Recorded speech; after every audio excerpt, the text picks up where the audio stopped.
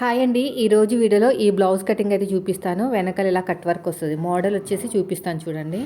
అయితే ఇక్కడ కస్టమరు అంత బ్రాడ్‌గా వద్దన్నారు. వాళ్ళకి బాడీకి తగ్గట్టు కుట్టమన్నారు కాబట్టి నెక్ అనేది కొంచెం అలా చిన్నగా కనిపిస్తుంది. ఫ్రంట్ వచ్చేసి ప్రిన్సెస్ కట్ అండి విత్ డాట్స్ తోటి. ఫ్రంట్ కూడా మనకి కట్ వర్క్ ఉంటుంది రైట్ సైడ్. మరీ ఎక్కువ ఇవ్వద్దన్నారు. ఎత్తినట్టు వచ్చేస్తదక్క మళ్ళీ లైట్‌గా ఇమ్మన్నారు. సో దీనికోసం అయితే బ్లౌజ్ కటింగ్ అయితే చూపిస్తున్నాను. వీడియోని ఎక్కడ స్కిప్ చేయకుండా చూడండి. 1 మీటర్ కన్నా కొంచెం ఎక్కువే పడుతుందండి లైనింగ్. కానీ కస్టమర్ 1 మీటర్ తీసుకొచ్చారు. దాంతోనే అడ్జస్ట్ అయితే చేసేసాను. లైనింగ్ తడుపుకుని ఆరబెట్టుకుని చక్కగా ఐరన్ చేసుకున్నానండి. ఇలా సగం కింద ఫోల్డ్ చేసేసుకున్నాను. ఫోల్డింగ్ చేసుకుని ఇంకొక ఫోల్డింగ్ అయితే చేశాను ఇలా ఇంకొక ఫోల్డింగ్ చేసేసుకుని ఎల్ స్కేల్ సహాయంతో స్ట్రైట్గా లైన్ వేసాను. ఇలా ఎల్ స్కేల్ సహాయంతో స్ట్రైట్గా లైన్ వేసుకుని ఎక్స్ట్రా ఖర్చు కోసం 1/2 ఇంచ్ తీసుకున్నాను. తీసుకున్న తర్వాత ఇక్కడ హ్యాండ్ దగ్గర కూడా కట్ వర్క్ అయితే వస్తుందండి. అందుకని 1/2 ఇంచ్ ఎక్స్ట్రా తీసుకున్నాను అనమాట. కట్ వర్క్ వస్తుంది ఇక్కడ. స్ట్రైట్గా లైన్ వేసేసేయండి. మీకు కనిపించట్లేదండి, మళ్ళీ మార్కర్ తోటి వేస్తున్నాను అనమాట. చాక్ పీస్ తోటి. లైట్ కలర్ కదా కనిపించదు. ఇది కూడా అయిపోయింది. నెక్స్ట్ వచ్చేసి హ్యాండ్ హైట్ ఎంత వచ్చింది మనకి. హ్యాండ్ హైట్ వచ్చేసి వాళ్ళు 9.5 చెప్పారు. కింద ఖర్చులు పైన ఖర్చులు వదిలేసుకుని 9.5కి అయితే మార్కింగ్ వేసాను. అంటే మొత్తానికి అటొక 1/2 ఇంచ్ ఇటొక 1/2 ఇంచ్ అంటే 10.5 అనమాట. సో ఇప్పుడు హ్యాండ్ హైట్ మార్కింగ్ అయిపోయింది. ఆర్మ్ లూజ్ చెక్ చేసుకుందాం. బ్లౌజ్ని ఇలా ఉల్టా తిప్పేసుకుని పైన షోల్డర్ దగ్గర కుట్టు ఉంటుంది కదా, వెనక్కి తిప్పేసుకున్న తర్వాత బ్యాక్ పార్ట్ నుంచి ఓకేనా, పైన షోల్డర్ కుట్టు తగ్గించి సైడ్ జాయింట్ ఫస్ట్ కుట్టు వరకు నాకు వచ్చేసి 7.5 ఇంచులు అయితే వచ్చింది. 7వ నెంబర్తో ఆర్మ్ లూజ్ వస్తే చంక డౌన్ అనేది 3 ఇంచులు తీసుకోవాలి. 3 ఇంచులకి ఇలా మార్కింగ్ వేసేసాను. వేసిన తర్వాత ఇదిగోండి 3 ఇంచులు క్రాస్గా 7.5 ఇంచులకి మార్కింగ్ వేసుకోండి. ఇలా క్రాస్గా 7.5 ఇంచులకి మార్కింగ్ వేసుకుని స్ట్రైట్గా చూసుకోండి. స్ట్రైట్గా చూసుకున్న తర్వాత ఆర్మ్ లూజ్ ఎంత వచ్చినా పర్లేదు. సగానికి ఒక మార్కింగ్ వేసుకుని అక్కడ ఒక పైకి ఒక లైన్ వేసుకోండి. 7వ నెంబర్ కాబట్టి కార్నర్ దగ్గర నుంచి 1.5, ఏ సైజు వాళ్ళకైనా షోల్డర్ దగ్గర 1 ఇంచే.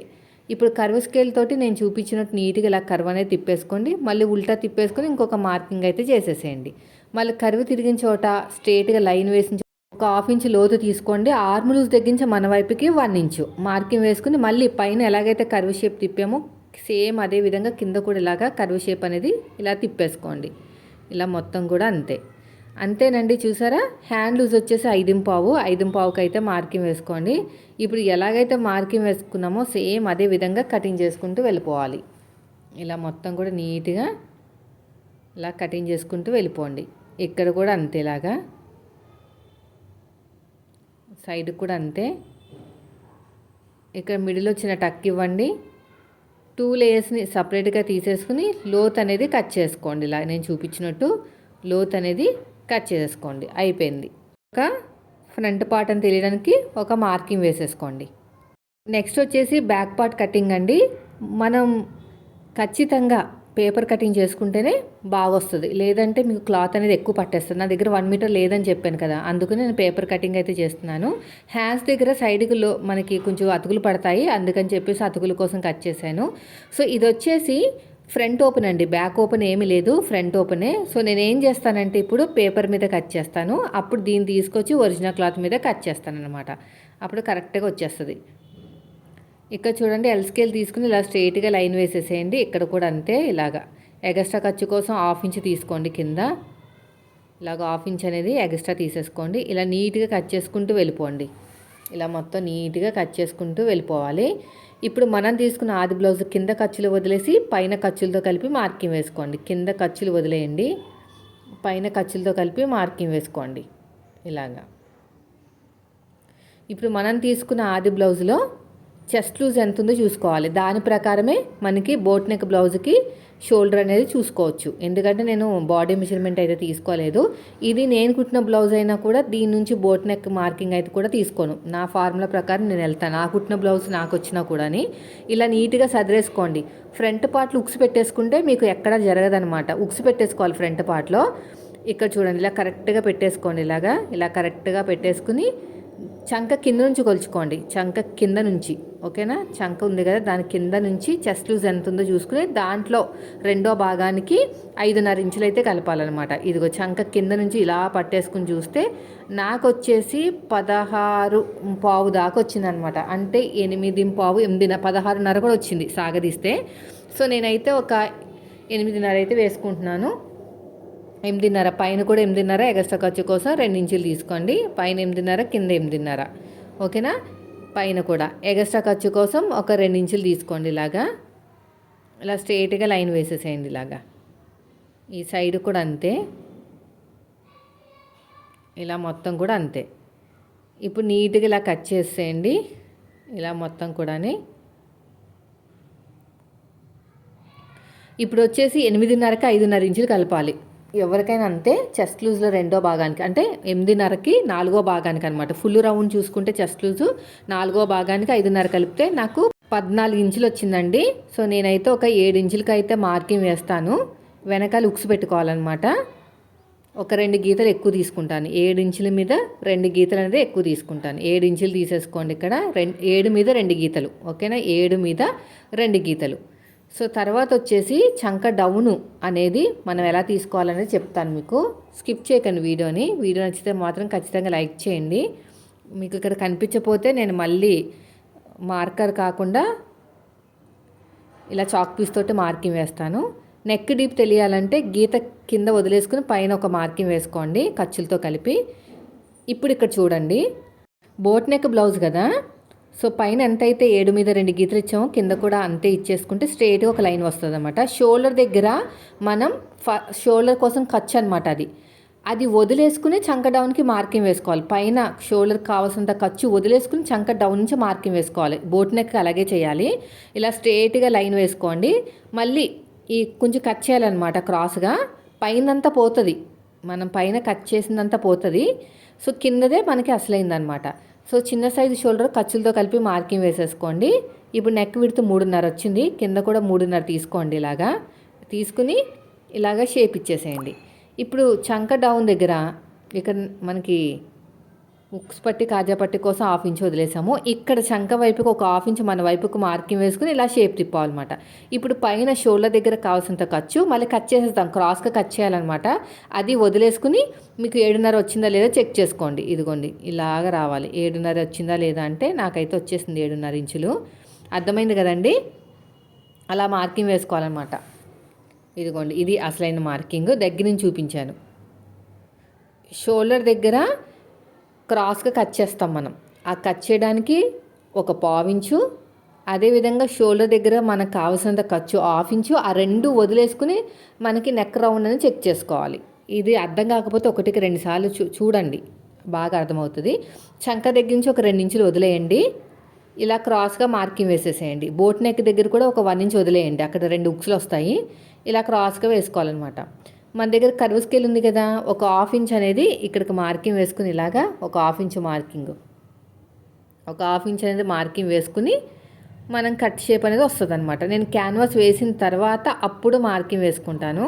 అదే మార్కింగ్ అనేది కట్ చేస్తాను. జస్ట్ సింపుల్గా మీకు ఇలా చూపిస్తున్నాను చూడండి.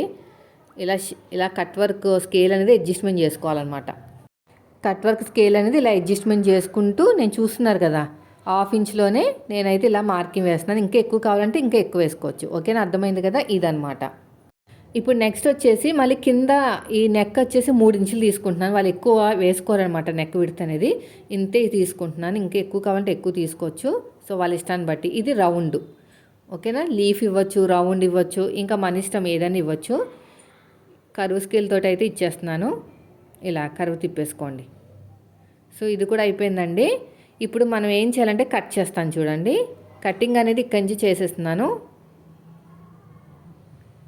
ఎందుకంటే ఆ కట్ వర్క్కి కావాల్సినంత ఖర్చు అంతా కూడా నేను కటింగ్ చేసేటప్పుడు చేసుకుంటానమాట. ఇక్కడ చూడండి, ఇక్కడ ఇలా నీట్గా కట్ చేసేయండి. ఇలా నీట్గా కట్ చేసుకోవాలి. ఇప్పుడు పైన దానికి ఒక 1/2 ఇంచ్ ఖర్చు కావాలి, కింద దానికి కూడా ఒక 1/2 ఇంచ్ కావాలి. పై దానికి 1/2 ఇంచ్ కన్నా ఎక్కువే కావాలి. 1/2 ఇంచ్ కన్నా ఎక్కువ 1 ఇంచ్ తీసుకోవాలి. పైన 1 ఇంచు, కింద 1/2 ఇంచు, మొత్తం 1.5 ఇంచులు అయితే తీసుకోవాలి. షోల్డర్ దగ్గర కూడా కొంచెం క్రాస్గా కట్ చేయాలని చెప్పాను కదా, క్రాస్గా కట్ చేశాను. నెక్ దగ్గర కూడా ఇక్కడ రౌండ్గా చక్కగా నేను చూపించినట్టు నీట్గా కట్ చేసుకోండి. ఇలాగా అయిపోయిందండి. దీన్ని తీసి పక్కన పెట్టేద్దాము. తర్వాత వచ్చేసి దీన్ని ఒరిజినల్ క్లాత్ని పెట్టుకుని ఎలా కట్ చేసుకోవాలో చూపిస్తాను. ఇది ఫోల్డింగ్ అనేది మన వైపుకు ఉండాలండి. ఓకేనా. కింద ఉన్న పార్ట్ కింద పెట్టేసేయండి. ఇక్కడ ఇలా కింద పెట్టేసి కరెక్ట్గా పెట్టుకుని మార్కింగ్ వేసేసుకోండి. మొత్తం కూడా ఇలా కొంచెం క్రాస్ వచ్చింది అక్కడ, ఇలా మార్కింగ్ వేసేసుకోండి.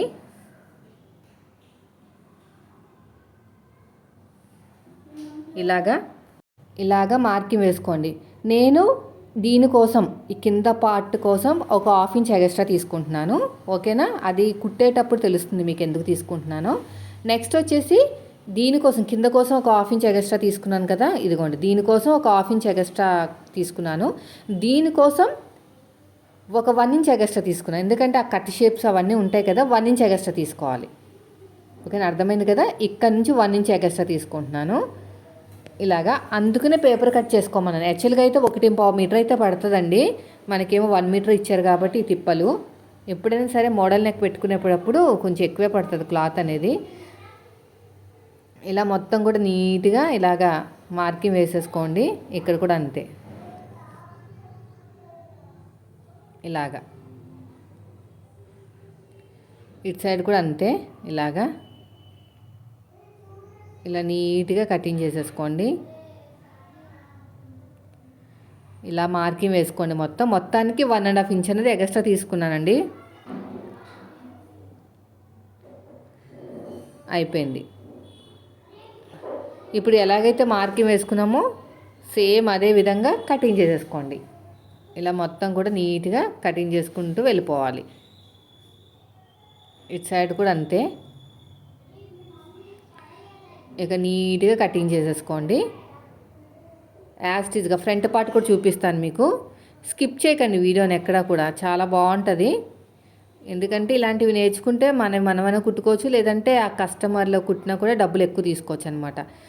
ఇప్పుడు దీన్ని పక్కన పెట్టేద్దాం.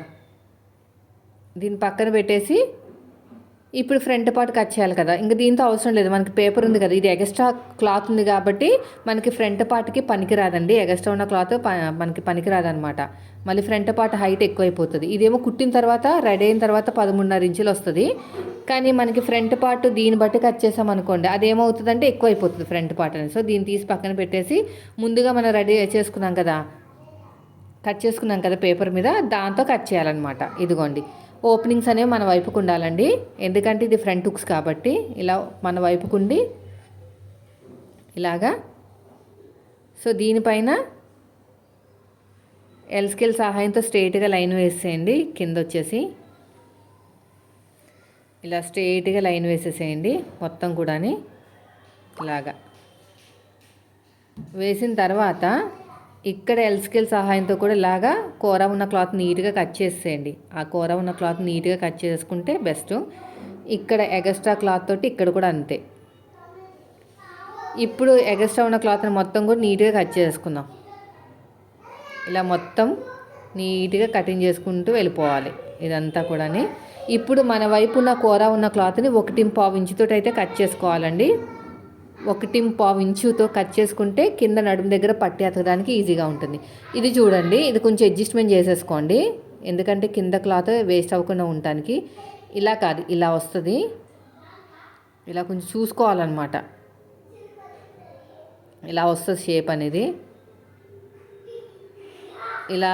ఇలా కరెక్ట్గా పెట్టేసుకోండి. కరెక్ట్గా పెట్టేసుకుని చూసుకోండి. ఇలా కరెక్ట్గా పెట్టేసుకుని ఒక బరువు వంటిది పెట్టేసుకోండి. దీని మీద బరువు ఉన్నది దీని మీద పెట్టుకుంటే సరిపోతుంది. ఇలా మార్కింగ్ వేసుకోండి చక్కగా. ఇటు సైడ్ కూడా అంతే,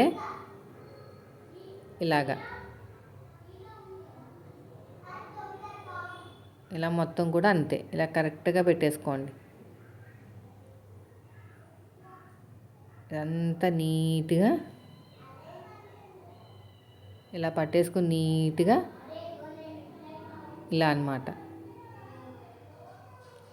సైడ్ జాయింట్కి ఖచ్చితంగా మీకు 1.5 ఇంచ్ అయితే ఎక్కువ ఉండాలండి. ప్రిన్సెస్ కట్ కాబట్టి 1.5 ఇంచ్ అనేది ఉండాలి. సో ఇది కూడా అయిపోయింది, దీన్ని తీసి పక్కన పెట్టేద్దాం. ఇప్పుడు షోల్డర్ దగ్గర నుంచి 5.5 పావు తక్కువ 6 ఇంచుల వరకు అయితే నెక్ డీప్ అయితే తీసుకున్నాను. పావు తక్కువ 6 ఇంచులు నెక్ డీప్ వచ్చేసి పావు తక్కువ 6 ఇంచులు.